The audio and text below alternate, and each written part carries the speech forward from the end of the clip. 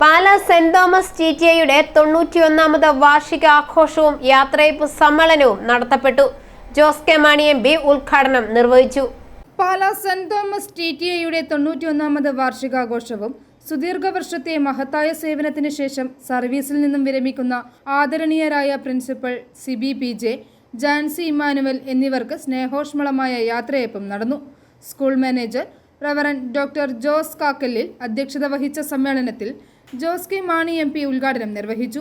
കുട്ടികൾക്കിടയിലുണ്ടായ ലഹരി ഉപയോഗത്തിനെതിരെ അധ്യാപകരും മാതാപിതാക്കളും പോലീസും ജാഗ്രത വർദ്ധിപ്പിക്കണമെന്ന് ജോസ് കെ മാണി അഭിപ്രായപ്പെട്ടു. സമ്മേളനത്തിൽ Pala corporate educational agency secretary reverend father George Pullukalayil വിരമിക്കുന്നവരെ ആദരിക്കുകയും എം.ജി. യൂണിവേഴ്സിറ്റി മുൻ vice chancellor doctor Cyriac Thomas മുഖ്യപ്രഭാഷണം നടത്തുകയും ചെയ്തു. വാർഷികത്തിനോടനുബന്ധിച്ച് കുട്ടികളുടെ കരാട്ടെ പ്രദർശനം, ഡാൻസ് അരങ്ങേറ്റം, വിവിധ കലാപരിപാടികൾ എന്നിവ നടത്തപ്പെട്ടു. ഐ4 ന്യൂസ്, പാലാ.